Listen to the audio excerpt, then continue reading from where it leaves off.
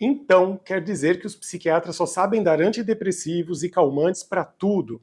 Eles ficam fazendo experiências com seus próprios pacientes. Será que as prescrições não podem ser mais diversificadas e específicas para o tipo de transtorno mental que está sendo tratado? Pois é. Será que você já ouviu falar sobre todos os tipos de psicofármacos que estão disponíveis? Pois é sobre eles que eu vou falar hoje.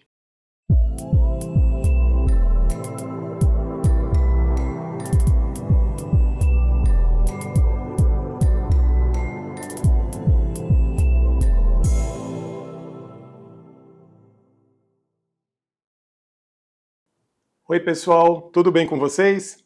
Aqui é o Dr. Ricardo Abel, psiquiatra novamente, continuando com aquela promessa que eu fiz no outro vídeo, onde eu falei sobre antidepressivos e calmantes, mas disse que haveria outros tipos de remédios que nós poderíamos conversar ainda. E realmente existem. Esses remédios que atuam sobre o sistema nervoso e que têm finalidade de tratar questões de saúde mental são genericamente chamados de psicofármacos. E os antidepressivos e os calmantes são apenas a pontinha do iceberg. Na verdade, os psicofármacos são divididos em várias famílias diferentes que são utilizadas para tratar diversos transtornos mentais conforme a necessidade. Vamos lá, porque a conversa é extensa. Eu não vou me aprofundar farmacologicamente neles, mas a minha ideia desse vídeo é apenas fazer vocês conhecerem um pouco esses psicofármacos e para que o médico pensa em prescrevê-los, né, caso a caso. Então, eu vou começar falando sobre os famosos estabilizadores do humor. O que são os estabilizadores de humor? Em geral, são medicamentos utilizados no transtorno bipolar do humor, ou também conhecido como transtorno afetivo bipolar. Eles são remédios que evitam as polarizações do humor que ocorrem nesse transtorno. Eles evitam, então, o estado de euforia e o estado de depressão, tentando deixar a pessoa mais equilibrada num ponto intermediário emocional. Nem tão excitada e elétrica e nem tão caída para o lado de depressão. Isso não quer dizer que a pessoa fica sem emoções ou que ela não consegue sentir a vida como ela é. Ao contrário, ficando nesse estado intermediário emocional, que a gente chama de estado eutímico, a pessoa aí sim consegue experimentar a vida como a maioria das pessoas experimenta, sem estar o tempo inteiro excitada, acelerada, desinibida, que seria o estado de mania do transtorno bipolar. Mas também a pessoa não cai para o lado depressivo, onde nada tem graça, onde nada tem sentido, onde ela se sente sem energia, triste o tempo inteiro, ainda que nem ela saiba direito a razão da coisa. Os estabilizadores são de um grupo muito heterogêneo, né? Eles têm como principal representante ainda um remédio razoavelmente antigo chamado carbonato de lítio. Será que alguém já ouviu falar de lítio por aí? Pois é, o lítio ele é extremamente útil até hoje na psiquiatria. Mesmo com as evoluções na área dos psicofármacos, o carbonato de lítio ainda é o principal estabilizador de humor, o mais eficaz de todos. Além dele, existem alguns estabilizadores de humor da família dos anticonvulsivantes. Embora eles sirvam também para evitar crises convulsivas, eles também servem para evitar as polarizações do humor, como o ácido valproico, o divalproato de sódio, que é um correlato do ácido valproico, vamos dizer que eles são primo-irmãos, outros como lamotrigina, carbamazepina, de um jeito mais fraco. A carbamazepina não é um estabilizador tão bom assim, mas o ácido valproico, sim, ganha de longe, né, nos estudos que são feitos comparativos. O ácido valproico tem uma grande eficácia na estabilização de humor. E às vezes ele pode ser usado em conjunto com o carbonato de lítio, né, visando uma estabilização nos casos que não conseguem ficar bem com apenas um tipo de estabilizador. Na sequência dos estabilizadores de humor, eu vou trazer para vocês os antipsicóticos. E vai ficar claro por que eu escolhi falar deles bem na sequência dos estabilizadores de humor. Bom, antipsicóticos, como o nome diz, são remédios que servem para evitar o estado de psicose. Resumidamente, psicose é um estado mental alterado, onde a pessoa tem delírios e alucinações e perde a crítica da realidade, do que é verdadeiro e do que não é, do que é real e do que não é. Eu não vou entrar na discussão filosófica hoje da realidade, de como os médicos fazem para ter certeza se aquilo que o paciente fala pode ser real ou não, o que é a realidade. É uma discussão muito profunda, na verdade, mas a gente vai dar esse ponto como um ponto pacífico, entendendo a realidade como sendo uma percepção consensual, não é? Então, se vocês acham que vocês estão vendo um vídeo, quer seja num celular ou num computador, e outras pessoas também concordam, realmente, ele está vendo um vídeo agora, então provavelmente esse vídeo é real e ele não é produto da sua imaginação, né? Provavelmente. Quando uma pessoa tem alterações da senso-percepção, como visão, audição, paladar, tato ou olfato, ela pode estar tendo alucinações, que são distorções dessas vias sensoperceptivas. Os remédios antipsicóticos, e foi por isso que eu comecei a falar desse assunto, eles servem para normalizar as vias neurais que estão alteradas nessas alucinações. E essas percepções erradas vão diminuindo até desaparecerem. Pelo menos essa é a meta dos medicamentos antipsicóticos, evitar os sintomas de psicose. Mas esses sintomas psicóticos não são apenas alucinações, também podem ser os chamados delírios. E o que é um delírio? Resumidamente, é um tipo de ideia, é um pensamento que a pessoa acredita que é verdadeiro, mas só é verdade para ela. Ela interpreta que coisas estão acontecendo e que ninguém mais consegue comprovar ou constatar também. E que para a pessoa é real. Ela vive aquilo como uma realidade, é uma imaginação que se confunde com a interpretação da realidade. E ela não sabe mais a fronteira das coisas. Alguns antipsicóticos podem também ter um efeito paralelo, que é ser também estabilizador de humor. Por isso que eu falei, na sequência dos estabilizadores de humor, eu mencionei os antipsicóticos. Alguns antipsicóticos, sobretudo os de segunda geração, também são utilizados como estabilizadores de humor no transtorno bipolar.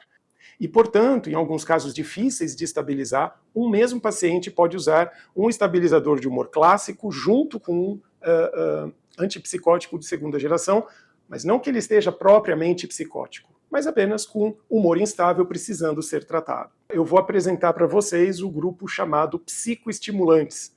O que são os psicoestimulantes? Eles estão muito em moda, porque hoje se fala demais de transtornos de déficit de atenção e hiperatividade. E os psicoestimulantes são os medicamentos principais para esse tipo de tratamento. Não são medicamentos que tratam a questão, mas eles são medicamentos paliativos, eles aliviam muito os sintomas desse quadro. Então, esses psicoestimulantes geralmente são utilizados nesse tipo de tratamento. Nesse grupo nós temos a famosa lisdexanfetamina, nós temos o metilfenidato, e temos dentro dos tratamentos, já que eu falei de tratamentos para TDAH, nós temos um outro fármaco chamado atomoxetina, que, embora não seja exatamente um psicoestimulante, ela tem uma grande eficiência nesse tipo de tratamento quando ela é bem indicada.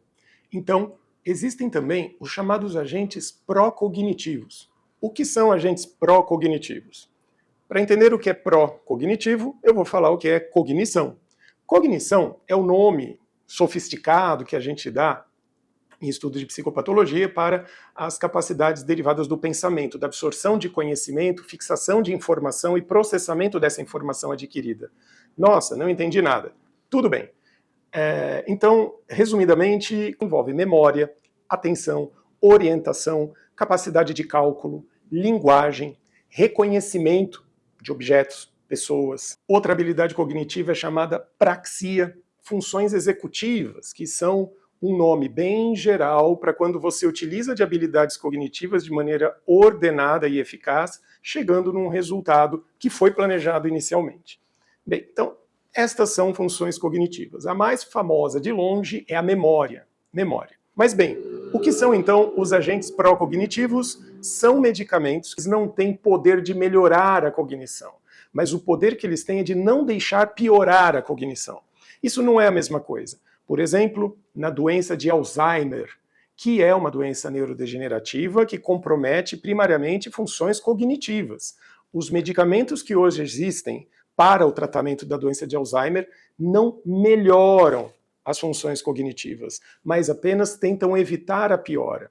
Eventualmente, um pequeno ganho de melhora pode ser observado no início do tratamento. Às vezes, nem sempre.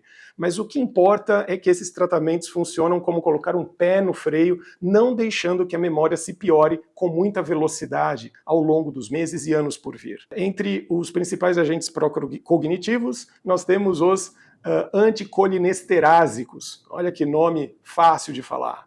Os principais anticolinesterásicos hoje no mercado são donepezila, rivastigmina e galantamina.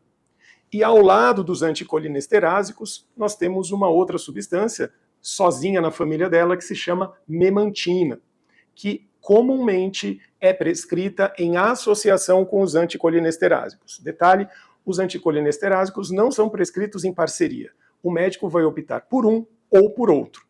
De prescrição mais rara, nós temos os chamados agentes pró-vigília, que são prescritos em casos específicos de pessoas que têm sonolência excessiva diurna ou distúrbios do sono que cursam com ataques de sonolência. Existem transtornos mentais, neurológicos, que produzem esse sintoma curioso, raro, mas sim que existem, de pessoas que têm episódios de invasão de sono. O diagnóstico de sonolência excessiva diurna é um diagnóstico de exclusão, porque sempre a gente vai partir do pressuposto que a qualidade do sono noturno não é boa e, portanto, a pessoa tem uma sonolência excessiva no dia. Bom, mas imagine então que a pessoa tem um sono noturno bom, bastante razoável, bastante eficiente, sem alterações detectadas, inclusive por exames como polissonografia. Existem esses agentes pró-vigília, como modafinila e armodafinila principalmente. Esses dois agentes são úteis na redução da sonolência excessiva diurna e com boa tolerabilidade. Eventualmente podem ser usados como segunda ou terceira linha de tratamento de apoio para quem tem déficit de atenção, curiosamente. Essa é uma nota de curiosidade. Ainda existem alguns medicamentos de apoio para tratamentos principais que o psiquiatra pode lançar mão. Por exemplo, um agente anticolinérgico, como o biperideno ou o triexifenidil. O que é isso? Para quê? Para que isso? Eventualmente, algum paciente pode se beneficiar desse tipo de medicamento quando ele utiliza de um medicamento do grupo dos antipsicóticos e o organismo dele não se adapta 100% bem e acaba cursando com tremores de extremidades como efeitos colaterais dos antipsicóticos. Isso pode acontecer. É claro que não para todo mundo, como todo efeito colateral, existe uma chance, uma possibilidade. E o médico vai tomar cuidado com isso, fazendo o quê? Começando com doses mais baixas, doses pequenas, discretas. E assim, se bem tolerado, o médico pode ter a liberdade de aumentar a dose gradualmente até buscar o resultado esperado. Eventualmente, em casos de dependência química ou casos de os chamados transtornos impulsivo-compulsivos, como compulsão por compras, compulsão alimentar, compulsão por jogos e outras compulsões, nós temos alguns medicamentos que podem ser ferramentas valiosas. Usamos aí naltrexona, topiramato e até algum outro tipo de anticonvulsivante que pode contribuir no controle de comportamentos compulsivos. O que são comportamentos compulsivos? São comportamentos que a pessoa não consegue pôr fim, ainda que esse comportamento traga prejuízos, arrependimentos, e depois ela jura para si mesma que nunca mais vai fazer aquilo. Mas ela acaba fazendo de novo, e de novo, e de novo, e de novo. Ela fica presa num círculo de ter aquele prazer imediato daquele comportamento, se arrependendo, e depois ela faz de novo. Alguns outros anticonvulsivantes também podem participar no controle desses tipos de comportamentos, embora não apenas esses medicamentos. Por quê? Conter comportamentos compulsivos, geralmente, eleva as ansiedades. Pode ser necessário um tratamento paralelo para alívio ansioso, assim aumentando o sucesso terapêutico. Olha como uma coisa puxa a outra, olha como essa história é bem complexa. Eu não posso terminar esse vídeo sem falar de um personagem que está muito em alta, o canabidiol, CBD. E aí, o canabidiol é tudo isso mesmo que falam? Será que é a cura para todos os males? Não, gente, não é bem assim. Veja, atualmente o canabidiol ele é recomendado oficialmente apenas para o tratamento de certo tipo de epilepsia. Ponto. Isso tanto pela Anvisa aqui no Brasil, quanto pelo FDA norte-americano, que são agências que regulam a indicação de medicamentos nos respectivos países, Estados Unidos, o FDA e a Anvisa no Brasil. Puxa vida, como assim então? Quer dizer que o canabidiol não pode ser prescrito para outras coisas? Veja, estão andando vários estudos atualmente. O canabidiol está sendo pesquisado em ansiedade, depressão, doença de Parkinson, doença de Alzheimer, dor crônica, transtorno do espectro autista e outras linhas de pesquisa estão em andamento. Alguns resultados de estudos são muito promissores, mas outros estudos chegam em resultados não tão expressivos. Portanto, mais estudos precisam acontecer para que grandes revisões com estudo estatístico sejam feitas e aí surjam os grandes guidelines, que são as grandes diretrizes de se aquele medicamento pode ou não deve ser usado para tal transtorno, em quais doses, por quanto tempo. Enfim, isso vale para o canabidiol e também vale para as misturas, para as composições que tem canabidiol com algum percentual de THC, que é outro derivado do cannabis, que são as chamadas misturas full spectrum. Bem, nem o canabidiol e nem essas misturas estão oficialmente liberadas para tratamento em transtornos mentais. Ainda não. Pode ser que em breve surjam novas evidências e de posse de novas evidências, novas diretrizes surgem e é assim que se faz uma boa ciência, uma boa medicina. Tá bom, gente? Então, eu espero ter passado por cima dos principais grupos farmacológicos que o psiquiatra usa como uma caixa de ferramentas na intenção de tratar diferentes transtornos mentais, melhorar a qualidade de vida das pessoas, curando alguns deles, aliviando outros que não podem ser curados em definitivo. Tudo bem, pessoal? Então, vejo vocês numa próxima oportunidade. Até lá!